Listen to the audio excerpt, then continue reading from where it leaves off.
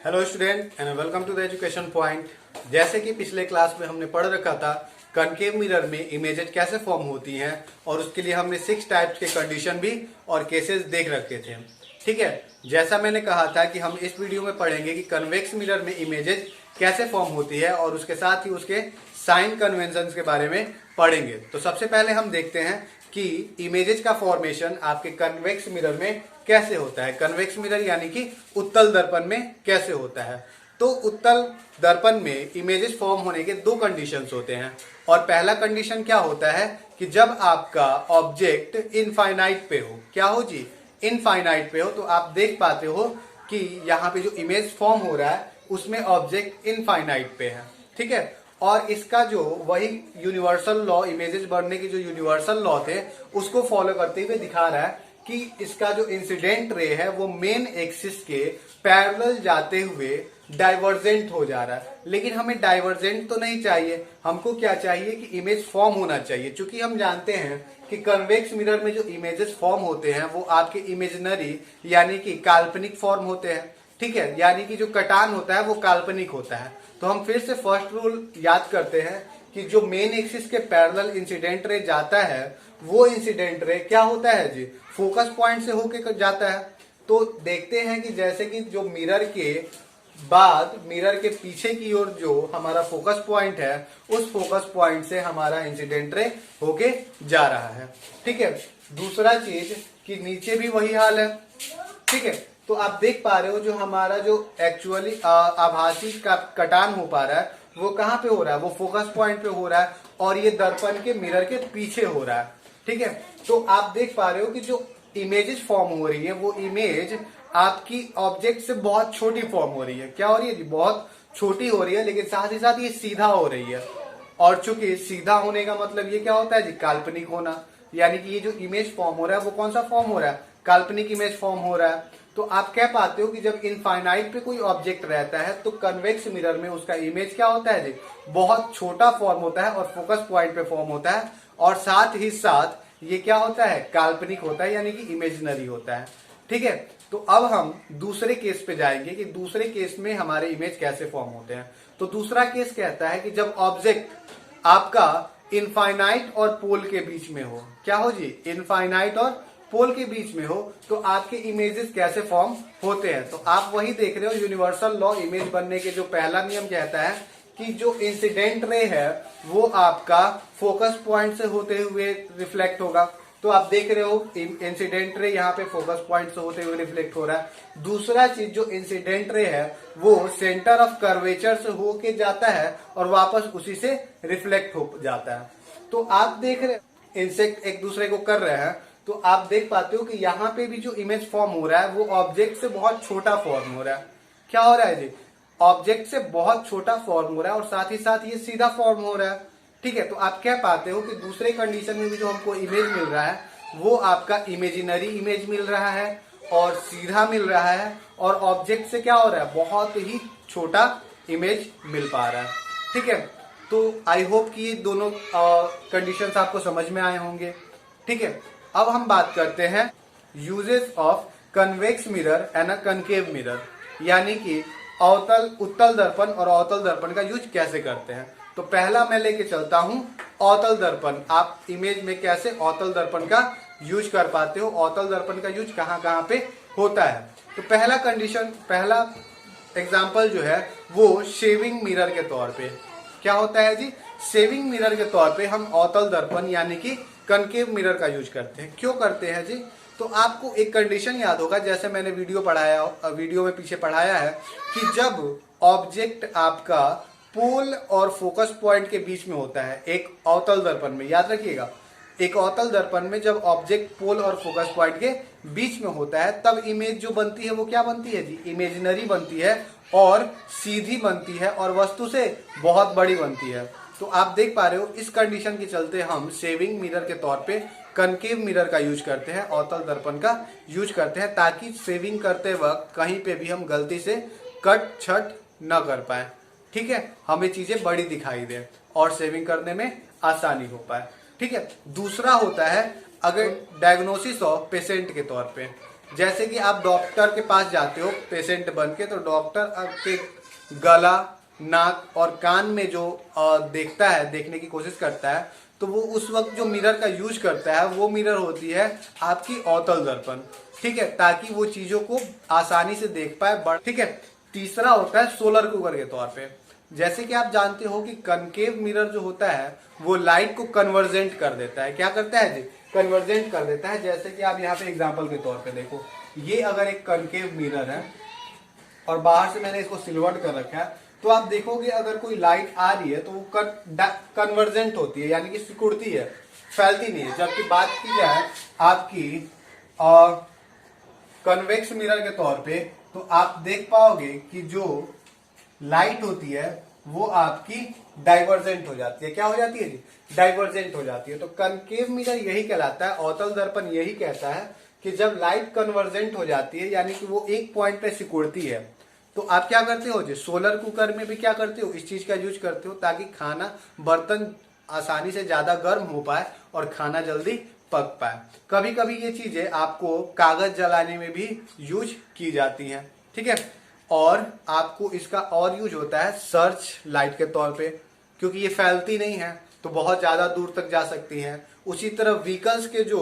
Front mirror होते हैं, vehicles के यानी कि गाड़ियों के जो आगे के मिरर होते हैं वो क्या होते हैं जी?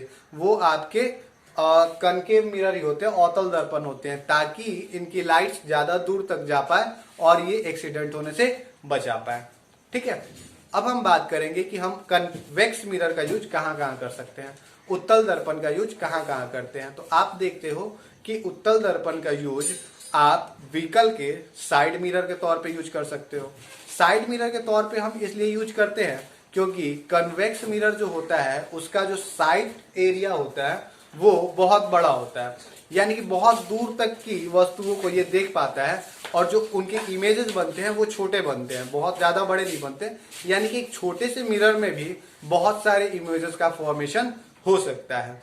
ठीक है, तो साइड मिरर के तौर पे हम व्हीकल्स के साइड मिरर के तौर पे कौन से मिरर का यूज करते हैं? तो हम उत्तल दर्पण का यूज करते हैं, कन्वेक्स मिरर का यूज करते हैं। दूसरा होता क्या है? स्ट्रीट लाइट के तौर पे, यानी कि एक स्ट्रीट में बहुत ज्यादा एरिया घेरना पड़ता है ताकि लाइट बहुत ज्यादा एरिया तक पहुंच पाए। तो उस वक्त स्ट्रीट मिरर जो होते, स्ट्रीट लाइट होते हैं, उसके मिरर में जो हम मिरर का यूज करते हैं वो कौन सा मिरर यूज करते हैं? वो मिरर होता है आपका कन्वेक्स मिरर। ठीक है, अब जैसा कि मैंने कहा था हमने यूज पढ़ लिया। अब कभी कभी होता क्या है कि आप मिरर्स के पहचान कैसे करोगे? आप मिरर्स का पहचान कैसे करोगे कि आपके पास जो मिरर है वो कौन सा मिरर है? वो प्लेन मिरर है या आपका कन्वेक्स मिरर है या कनकेव मिरर है? तो इसके दो तरीके हो सकते हैं पहचान करने की। एक, या तो आप टच करके पहचान कर पाओ, या एक बिना टच किए हुए आप पहचान कर पाओ। तो आप देखोगे अगर टच करके पहचान करते हो तो समतल दर्पण प्लेन मिरर जो होगा उसका जो सतह होगा वो एकदम प्लेन होगा। ठीक है, जबकि आप बात करो अवतल दर्पण की यानी कि कनकेव मिरर की, तो उसका जो सरफेस होगा वो भीतर की तरफ क्या होगा जी? भीतर की तरफ होगा। ठीक है, धसा हुआ होगा। और अगर बात करो आप कन्वेक्स मिरर यानी कि उत्तल दर्पण की, तो इसका जो सतह होगा वो बाहर की तरफ उभरा हुआ होगा, यानी कि आप छू के इसको अंतर बता सकते हो। लेकिन बात की जाए अगर आपको नहीं छूना, बिना टच किए हुए आप कैसे इसका अंतर बता सकते हो? तो आप देखोगे कि इसके जो तरीके होते हैं वो आप इमेज फॉर्मेशन के तौर पे बता सकते हो। प्लेन मिरर में जो इमेज का फॉर्मेशन होता है वो हमेशा ऑब्जेक्ट के बराबर होता है और सीधा होता है। आपको बातें याद होंगी, तो इस तरीके से आप कह सकते हो कि आपके बराबर अगर इमेज फॉर्म हो रहा है तो वो मिरर क्या है जी? प्लेन मिरर है। लेकिन बात करें कनकेव मिरर की, अवतल दर्पण की, तो आप कहोगे कि कनकेव मिरर में अगर इमेजिनरी इमेज फॉर्म होता है तो वो इमेज ऑब्जेक्ट से बड़ा होगा, और अगर रियल इमेज फॉर्म होता है यानी कि वास्तविक प्रतिबिंब फॉर्म होता है तो वो क्या होगा जी? आपके ऑब्जेक्ट का उल्टा होगा। ठीक है, तो आप इस हिसाब से कह सकते हो कि सामने वाला मिरर क्या है जी? अवतल दर्पण है। लेकिन अगर बात कन्वेक्स मिरर की जाए तो कन्वेक्स मिरर में हमेशा जो प्रतिबिंब बनता है वो क्या बनता है जी? काल्पनिक बनता है, लेकिन वस्तु से छोटा बनता है। ये बात ध्यान में रखिएगा, अगर सीधा बने और वस्तु से छोटा बने तो वो मिरर क्या है जी? कन्वेक्स मिरर यानी कि उत्तल दर्पण है। ठीक है, अब बात की जाए साइन प्रॉपर्टी के बारे में, साइन कन्वेंशन के बारे में। साइन कन्वेंशन क्या होता है, चिन्ह परिपाटी क्या होती है और इसकी क्या जरूरत पड़ती है। तो दोस्तों आप देख पाओगे कि साइन प्रॉपर्टी आपके जो स्फेरिकल मिरर होते हैं, गोलीय दर्पण होते हैं, उसमें इमेज कभी आपके दर्पण के पीछे बनते हैं और कभी इमेज आपके दर्पण के आगे बनते हैं। तो इन दोनों में अंतर स्पष्ट करने के लिए हम साइन प्रॉपर्टी या साइन कन्वेंशन का यूज करते हैं। ठीक है, इसके लिए 5 बेसिक से रूल होते हैं। क्या होते हैं जी? 5 बेसिक से रूल होते हैं, जिसको मैं 1 बाय 1 आपको बताते चल रहा हूं। पहला रूल कहता है कि अगर एक मिरर हो, जैसे कि मैंने यहां पे एक अवतल दर्पण और यहां पे बच्चों मैं एक उत्तल दर्पण ले लेता हूं। ठीक है, यहां पे लिख देता हूं मैं कनकेव और यहां पे कन्वेक्स। ठीक है, आप देखोगे मैं यहां पे मेन एक्सिस खींच दे रहा हूं, मैं यहां पे मेन एक्सिस खींच दे रहा हूं। इस चीज को मैं क्या बना देता हूं, पोल, और इस चीज को पोल। तो पहला रूल यही कहता है कि आपकी जो दूरी मापी जाएगी वो हमेशा पोल को ही मुख्य बिंदु के तौर पे रखी जाएगी। बेसिक पॉइंट कौन सा रखा जाएगा, पोल, यानी कि इसी से होते हुए किसी भी दूरी को मापा जाएगा, वो चाहे कनकेव मिरर हो या कन्वेक्स मिरर हो। ठीक है, और दूसरा पॉइंट क्या कहलाता है, तो दूसरा पॉइंट ये कहता है कि अगर हम जो दूरी मापते हैं वो दूरी इंसिडेंट रे के डायरेक्शन में होती है। क्या होती है जी? इंसिडेंट रे के डायरेक्शन में होती है, वो दूरी आपकी हमेशा धनात्मक होती है, पॉजिटिव होती है। यानी कि मान लो ये एक ऑब्जेक्ट हो, क्या हो जी, ये एक ऑब्जेक्ट हो और इससे जो रे निकल रही है वो इंसिडेंट रे इस दिशा में निकल रही है, यानी कि इस दिशा में मापी गई जो भी दूरी होगी वो क्या होगी, पॉजिटिव होगी।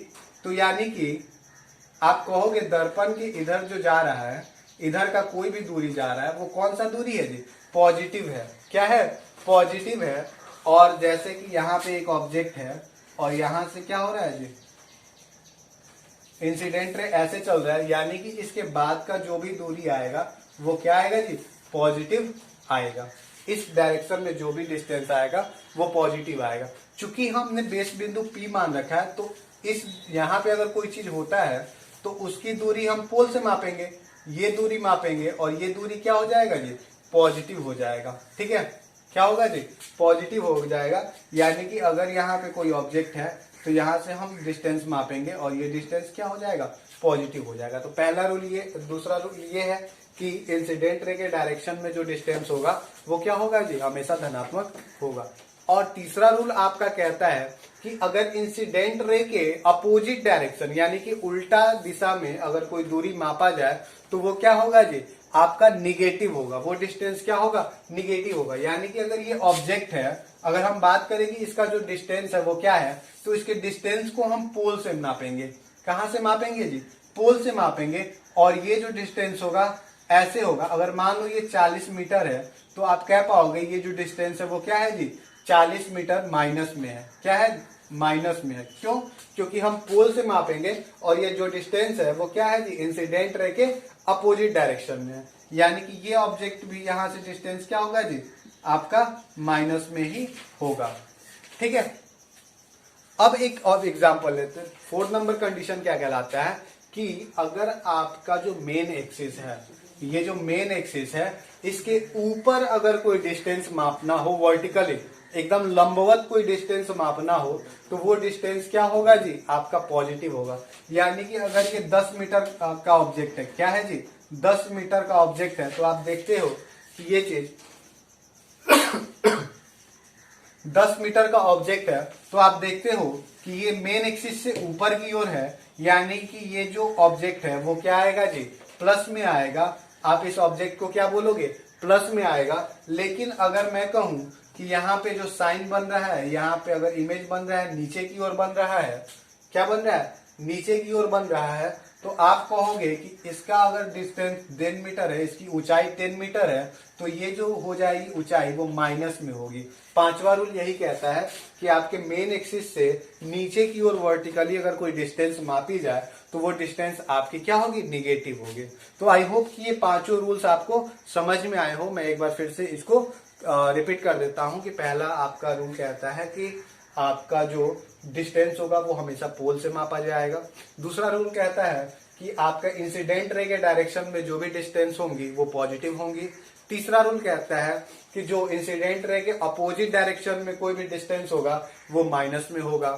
चौथा रूल कहता है कि अगर आप मेन एक्सिस के ऊपर किसी ऑब्जेक्ट को वर्टिकली यानी कि लंबवत मापते हो तो वो दूरी क्या होती है जी, पॉजिटिव होती है। और पांचवा रूल कहता है कि अगर आप मेन एक्सिस के नीचे की तरफ कोई भी वर्टिकली डिस्टेंस मापते हो तो वो डिस्टेंस निगेटिव होगी यानी कि माइनस के तौर पे होगी।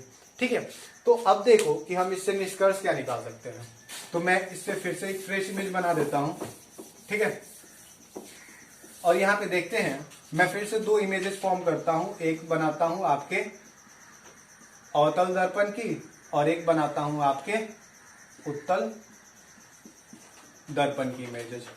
ठीक है, और इसके निष्कर्ष क्या होंगे, जो साइन कन्वेंशन हम पढ़ रहे हैं उसका निष्कर्ष क्या होगा वो देखिए। इसके निष्कर्ष के तौर पे हम हमेशा कहते हैं, जो पहला निष्कर्ष निकलता है वो ये कि आप अगर अवतल दर्पण की बात करो या उत्तल दर्पण की बात करो, आपका जो वस्तु की दूरी होगी, जो वस्तु की दूरी होगी वो हमेशा माइनस में होगी। क्या होगी जी, माइनस में होगी। यानी कि पहला नियम ये कहता है कि वस्तु दूरी हमेशा माइनस होगी। क्या होगी, माइनस। और वस्तु दूरी को हम कौन से टर्म से दिखाते हैं, वस्तु दूरी को हम u के टर्म पे दिखाते हैं। किससे दिखाते हैं जी, u। यानी कि मैं यहाँ पे लिख दे रहा हूं, ये जो डिस्टेंस है वो क्या है जी, u है। यहाँ पे अगर p है तो जो डिस्टेंस है वो क्या है, u है। ठीक है, और ये हमेशा क्या होगा जी, माइनस में होगा। ठीक है, वो दोनों टाइप के मिरर में होगा। अब दूसरा चीज कहता है कि अगर बात करें, दूसरा जो टर्म कहता है, दूसरा नियम कहता है, वो अगर बात करते हैं तो फोकस पॉइंट जो होता है आपका कनकेव मिरर का, अवतल दर्पण का फोकस पॉइंट वो दर्पण के सामने होता है। क्या होता है जी, दर्पण के सामने होता है। लेकिन उत्तल दर्पण में फोकस पॉइंट क्या होता है जी, दर्पण के पीछे होता है। तो आप देख पाते हो फोकस पॉइंट का जो डिस्टेंस होता है वो आपके इंसिडेंट रे के अपोजिट डायरेक्शन में मापा जाता है। यानी कि अवतल दर्पण में फोकस दूरी माइनस होता है। क्या होता है, माइनस होता है। लेकिन उत्तल दर्पण में फोकस दूरी क्या होता है, प्लस होता है।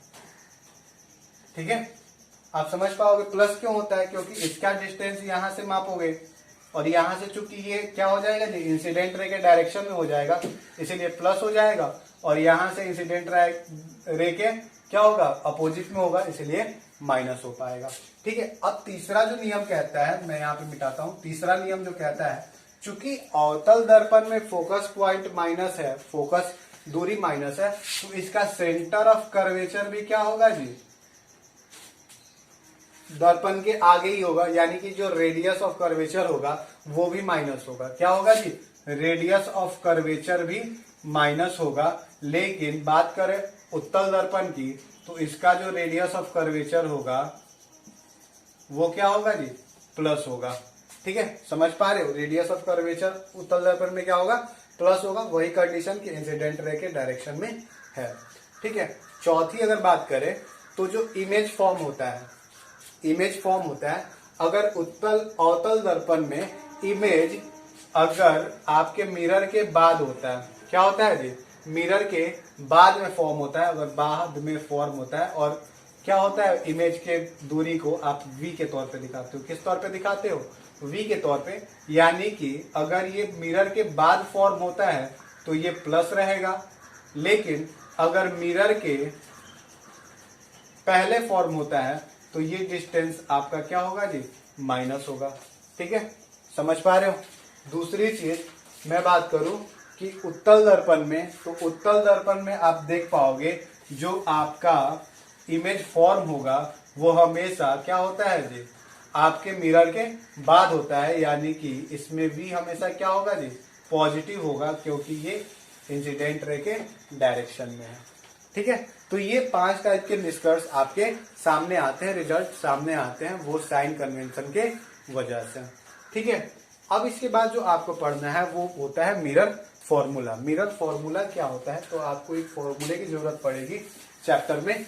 आप उस चैप्टर में बहुत सारे क्वेश्चंस आपको इसी फॉर्मूले के बेस पे सॉल्व करने हैं और इन्हीं साइंस की वजह से सॉल्व करने हैं। तो इस साइंस के लिए मैं फिर से आपको एक वो चार्ट दे दूंगा जिससे आप आसानी से समझ पाओगे। ठीक है, फिलहाल के लिए आप मिरर फॉर्मूला देखो कि मिरर फॉर्मूला क्या होता है। तो मिरर फॉर्मूला वो फॉर्मूला होता है जो किसी मिरर के फोकस पॉइंट, फोकल डिस्टेंस, ठीक है, ऑब्जेक्ट डिस्टेंस यानी कि वस्तु दूरी जिसको हम यू से दिखाते हैं, और आपके इमेज डिस्टेंस